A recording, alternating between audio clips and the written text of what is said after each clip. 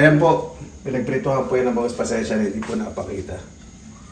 Ang miso po talaga maganda, gisa po muna nyo yung bawang.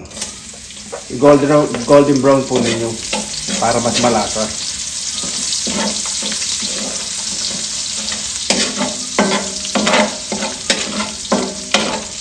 Marami naman pong versions ng sinigang sa miso. Depende po sa kasayahan po ninyo. Yan. Sabay-sabay na po natin ng maganda. Gumamit po kayo ng sibuyas na pula. Talagang hinog na hinog ng kamatis. Yung luya, mas maganda po kung may mga bata ganito para hindi po makain. Kasi iba ayaw ng bata yung lasa ng luya. Kaya po natin maayos.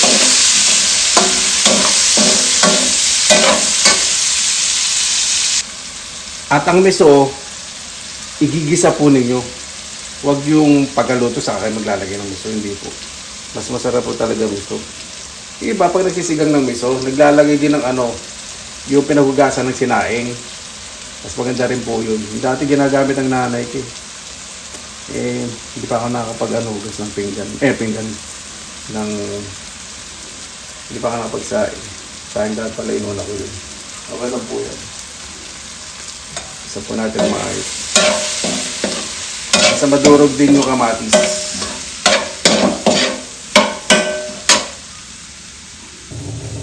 Lagyan po tayo ng konting tubig. Konti lang. Palalaputin lang po natin yung miso sa pagigisa. Igan pa tayo.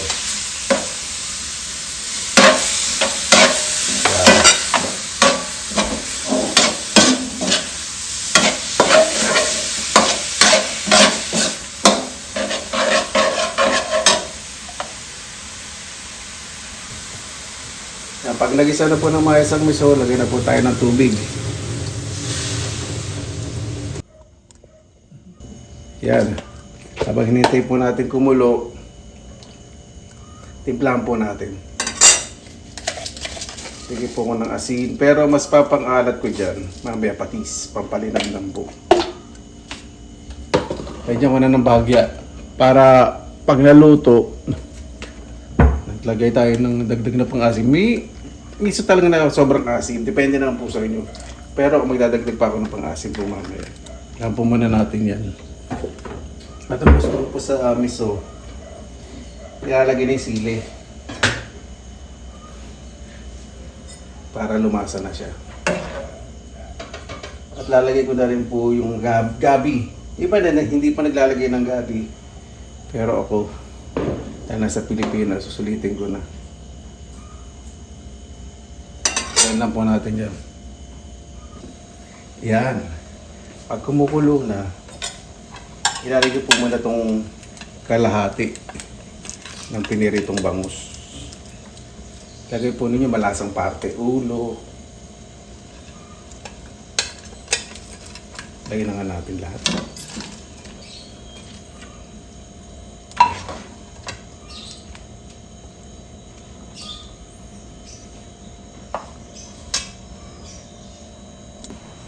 Lalagay na rin po ako ng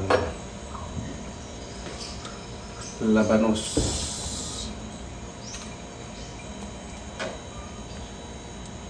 Huwag niyo po masyadong lalakasan ng apoy para hindi ma-overcook yung isda.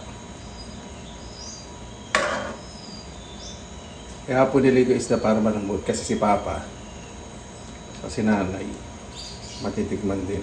Kasi kung medyo matigas pa yung isda, dapat sila kumain.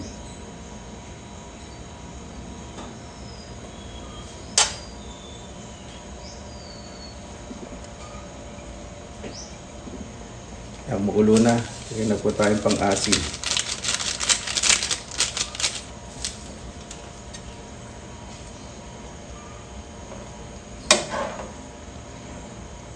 Ito yung nakakami sa Pilipinas. Yung miso. Talaga namang ay no, ilasa ng gulay dito, isda, karne, di ba masarap ano?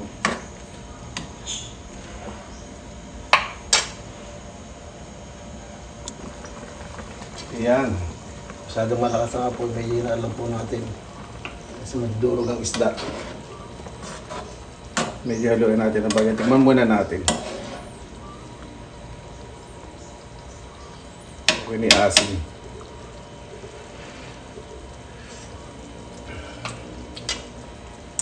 Tama-tama na po sa akin yan. Ayan. Iniwalay ko po muna yung mga gilid sa ulo. Iniwan ko po yung buntot. Para hindi malasog-lasog. Lagyan na po tayo ng kangkong.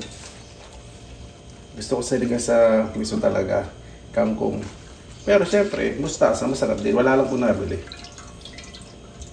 Pero kung pipiliin po ninyo, sinigang sa miso, mas gusto ko po itong kangkong.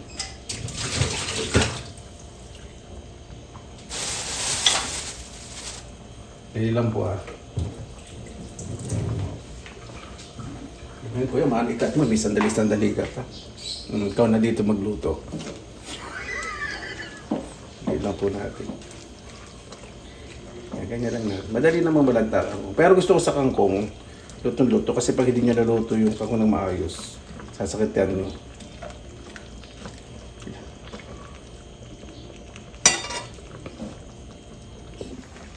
Ayan po. Ito na po yung kangkong. Ngayon gusto ko, naging yellow green. Tapos, iibabaw ko itong isda para maganda presentation na, di ba? Pwede din kayong yung kalahati, lagay nyo yung isda. Tapos yung bagong prito, ibabaw ninyo para lumasa sa sabaw. Ang laki nitong bangus na to. Yan. There we go. Tapos, paliguan natin yung isda para mag-release ng flavor. Mamaya na lang natin ayusin sa presentation. Yan po. Ready na pong ating sinigang sa miso.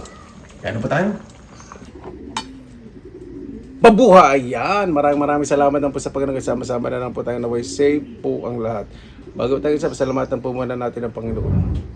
Maraming salamat na po sa biyayang binigay po sa amin sa araw na ito. Lahat po sa namin pinagdadaanan. May problema, may sakit. Lalo na po yung malayo po sa kanilang pamilya ay ligtas po at gumalik. Kaya bahala po sa amin. Sinusuko na po namin sa iyo sa kanilang Jesus. Amen. Sana po natin.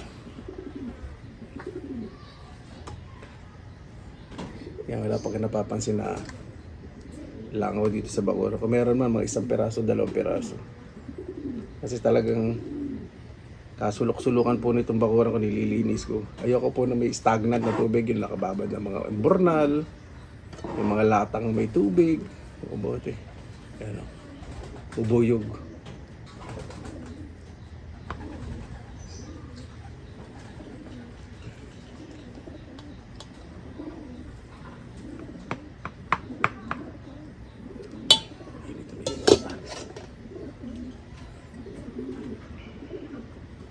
Ay, sarap.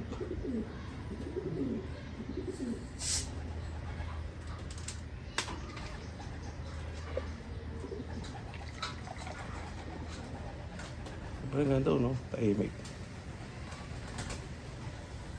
Relax, relax.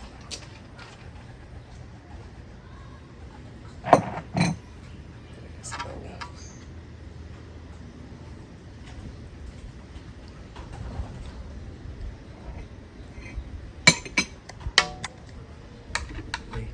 Nalagay sa plato ko. Eh, tama dito. Lalamig ko muna yung kanin. Sobrang init pa pala ng kanin.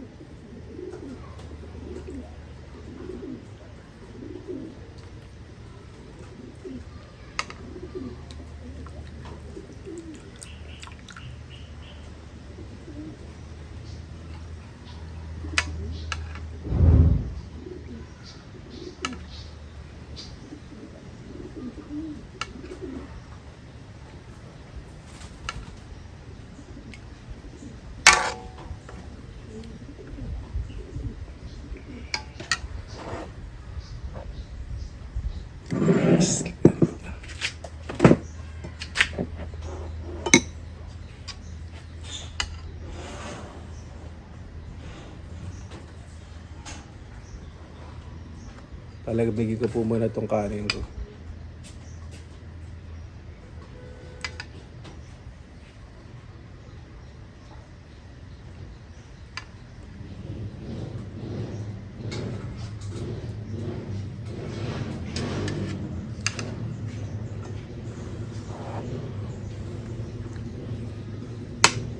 kutsara muna ako. Mainit yung kanin, pasensya na po ah.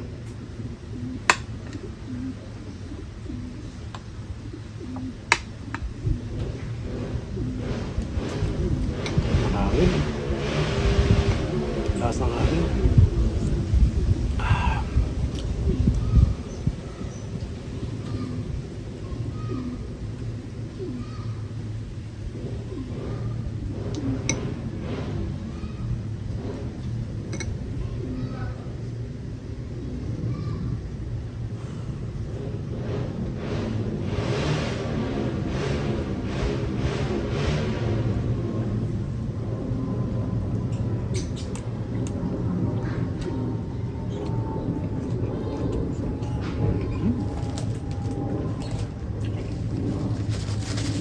Hop.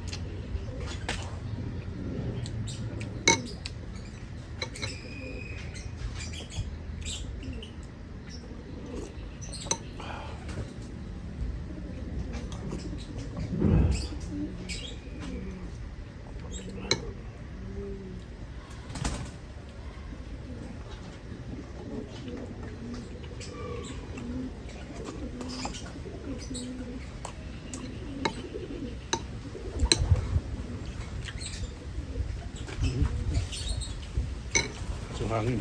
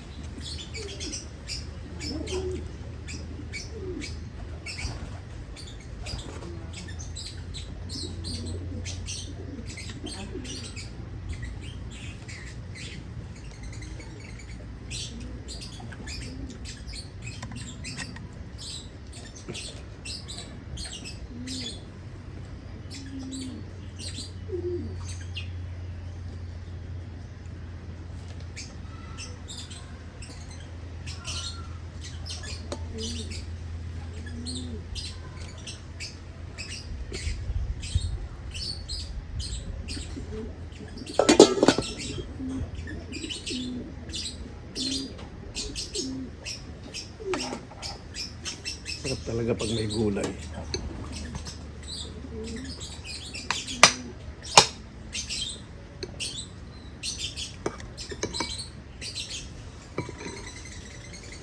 Sarap yung bangus.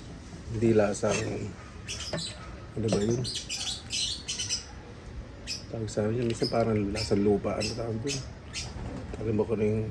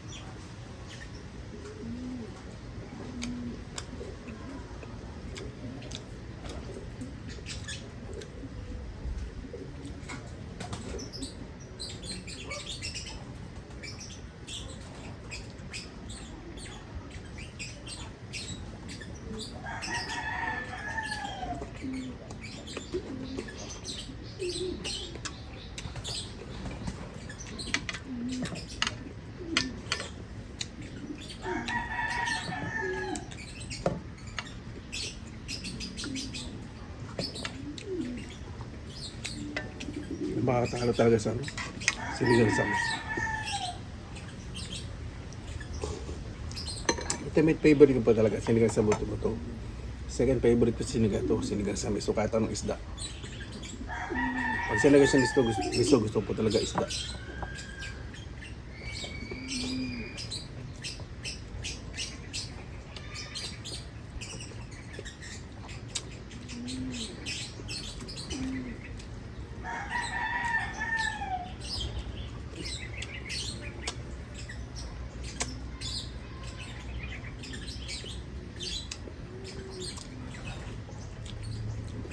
Ng bangus.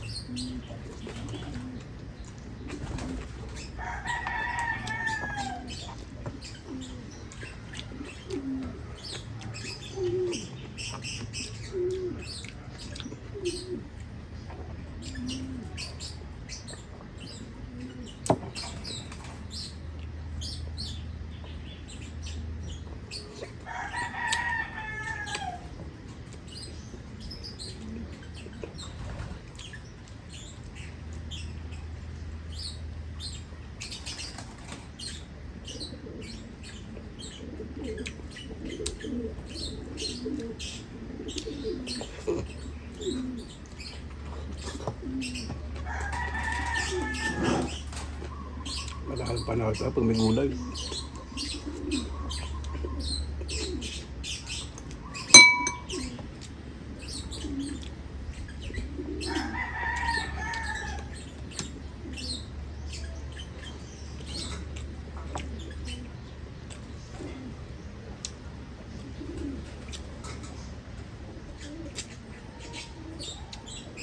Yung may isang lango na naligaw.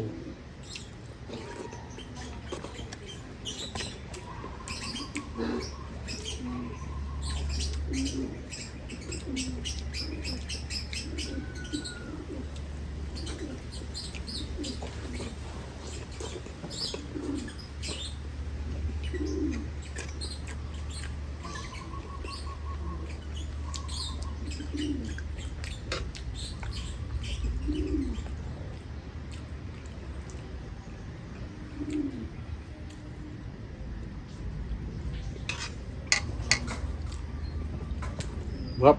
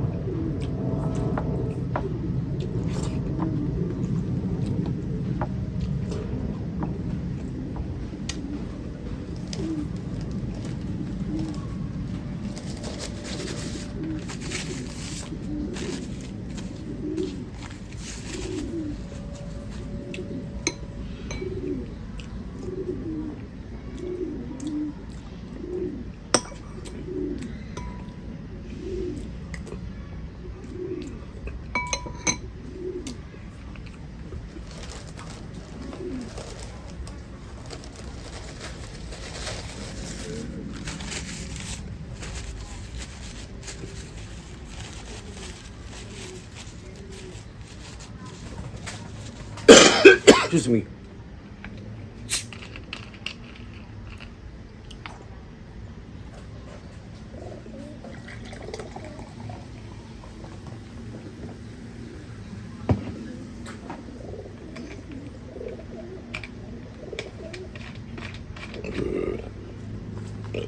Excuse me.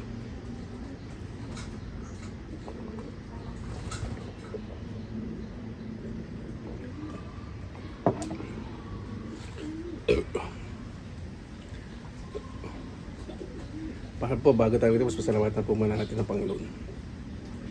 Panginoon, maraming salamat po sa biyaya minigay po sa amin sa araw ito. Naway ang bawat isa po mas maging mapagkumbaba at mas maging po ang pamilya. Kaya na po bahala po sa amin, sinusuko na po namin sa iyo at sa kanan ni Jesus. Amen. Paano po, maraming salamat naman sa iyo oras dahil sa pinilakalakbay, masalagi pa tayong positive vibes, good vibes. God bless, at po lagi madang araw. Laban lang!